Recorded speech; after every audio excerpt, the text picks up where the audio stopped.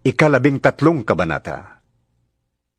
Nang palabas na si Jesus sa templo, sinabi sa kanya ng isa sa mga alagad, Guro, tingnan po ninyo. Kay lalaki ng mga gusali at kay gaganda ng mga batong ginamit dito.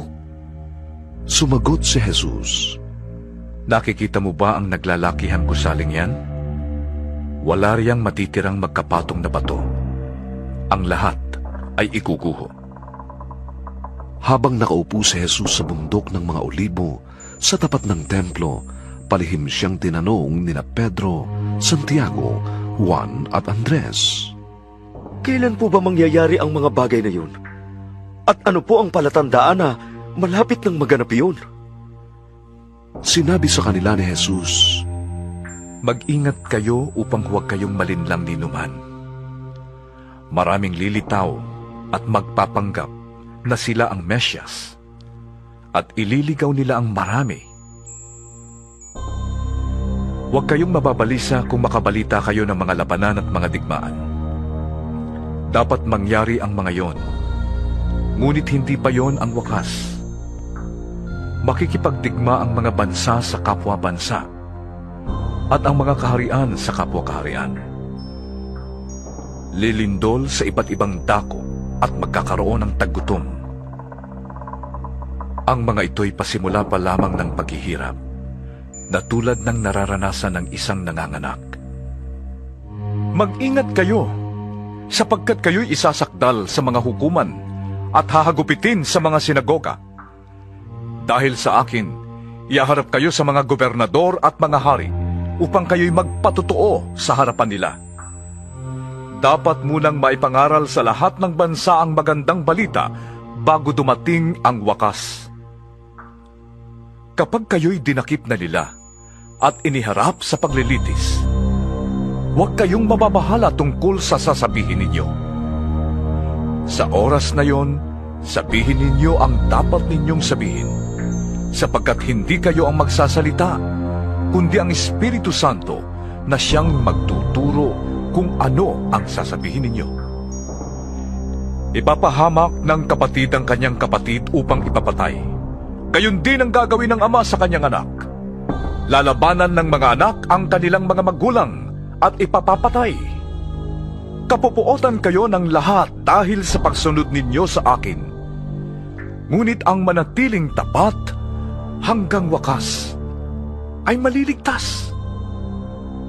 Kapag nakita na ninyo sa dakong di dapat niyang kalagyan ang kasuklam-suklam na kalapastanganan, unawain ito ng bumabasa. Ang mga nasa Judea ay dapat nang tumakas papuntang kabundukan. Ang nasa bubungan ay huwag nang mag-abalang pumasok sa bahay upang kumuha ng anuman. At ang nasa bukid ay huwag nang umuwi pa upang kumuha ng balabal. Sa mga araw na yon, kawawa ang mga nagdadalang tao at ang mga nagpapasuso. Ipanalangin ninyong huwag mangyari ang mga ito sa panahon ng taglamig. Sapagkat sa panahong yon, ang mga tao'y magdaranas ng matinding paghihirap na hindi pa nararanasan mula ng likhain ng Diyos ang sanlibutan, at hindi na muling mararanasan pa kahit kailan. Kung hindi pa iikliin ng Panginoon ang panahong yon ay walang maliligtas. Ngunit alang-alang sa kanyang mga pinili, paiikliin niya yon. Kung may magsabi sa inyo, narito ang Mesyas, o kaya'y naroon siya, huwag kayong maniniwala, sapagkat may mga magpapanggap na Mesyas at may mga magpapanggap na propeta. Magpapakita sila ng mga tanda at mga himala upang iligaw, kung maaari, pati ang mga hinirang ng Diyos. Kaya't mag-ingat kayo. Bago pa mangyari, ay sinasabi ko na sa inyo ang lahat. Pagkatapos ng mga kapighatiang yon, magdidilim ang araw. Hindi magliliwanag ang buwan. Malalaglag mula sa langit ang mga bituin at magugulo ang mga kapangyarihan sa kalawakan. Makikita ng lahat ang anak ng tao na dumarating na nakasakay sa alapaap at may dakilang kapangyarihan at karangalan. Susuguin niya ang kanyang mga anghel sa 4 na sulok ng daigdig upang tipunin ng mga ito ang mga hinirang ng Diyos. Unawain ninyo ang aral mula sa puno ng igos. Kapag magulang na ang mga sanga nito at nagkakadahon na, alam ninyong malapit na ang tag-araw. Gayon din naman, kapag nakita ninyong nangyayari na ang mga bagay na ito, malalaman ninyong malapit na ang kanyang pagdating. Siya'y paparating na. Tandaan ninyo, magaganap ang lahat ng ito bago mamatay ang mga taong nabubuhay ngayon. Mawawala ang langit at ang lupa, ngunit hindi ang aking salita. Ngunit, walang nakakaalam ng araw ni oras na yon, kahit ang mga anghel sa langit o ang anak man. Ang Ama lamang ang nakakaalam yon.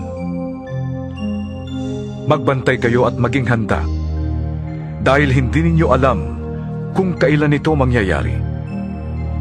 Ang katulad nito'y isang taong maglalakbay sa malayo.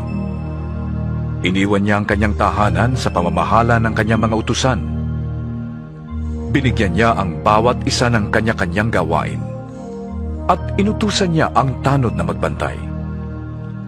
Gayon din naman, magbantay kayong lagi, dahil hindi ninyo alam kung kailan darating ang Panginoon ng sambahayan.